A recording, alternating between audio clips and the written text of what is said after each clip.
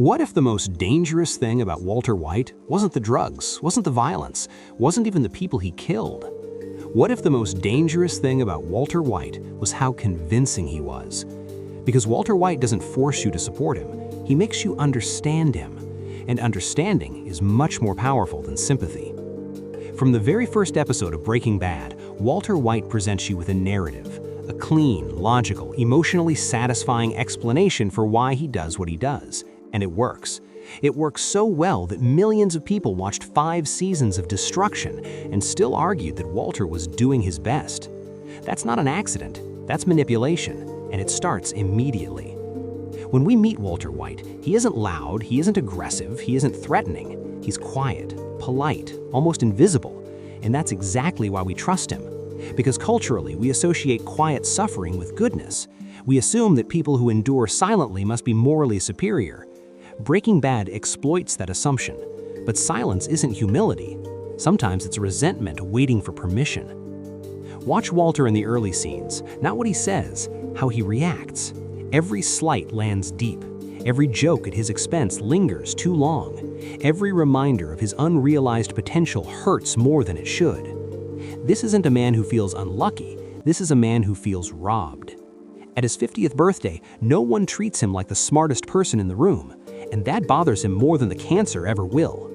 Because Walter White's core problem isn't fear, it's pride. Pride so intense that it can survive years of disappointment, but not a single moment of perceived disrespect. That's why the gray matter story matters so much, because it reveals how Walter processes failure. In Walter's mind, there are only 2 possible explanations for his life. Either the world underestimated him, or the world conspired against him. What never enters the equation is the possibility that he made choices, and those choices had consequences. Walter didn't just leave gray matter, he abandoned a future where he wasn't unquestionably superior. And instead of owning that decision, he turned it into a personal injustice. That's not bad luck, that's narcissistic revision. By the time we meet Walter, he's been nurturing that resentment for decades. The cancer diagnosis doesn't break him, it validates him. Finally, the universe confirms what he's always believed, that he was meant for more and denied it unfairly. So when people say Walter was forced into crime, they're repeating his excuse. But the show gives him alternatives, real ones, and he rejects them all, not because they're dangerous, but because they strip him of authorship. Accepting help would mean admitting that his brilliance alone wasn't enough. Cooking meth, on the other hand, puts him at the center of the story. He chooses a path where every success is his and every failure can be blamed on others. That's not desperation, that's preference. And once Walter tastes power, everything else becomes secondary. Look at how fast his priorities shift. The money is never enough, the risk is never too high, the damage is never his fault. There's always another justification, another rationalization, another reason why this time is different.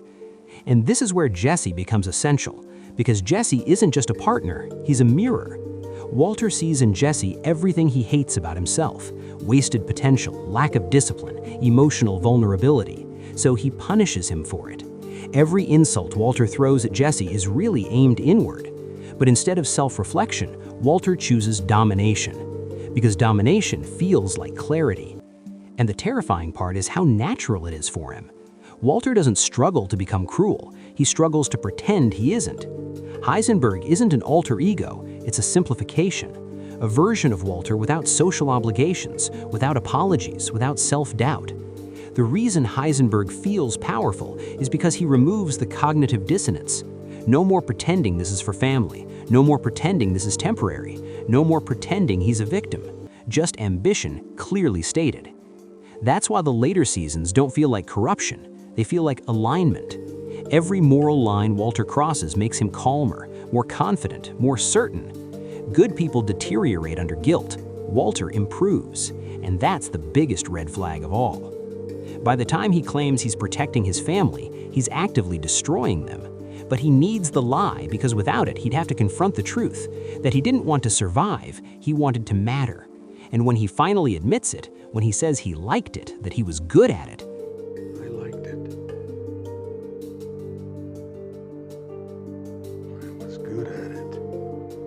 that's not remorse, it's relief.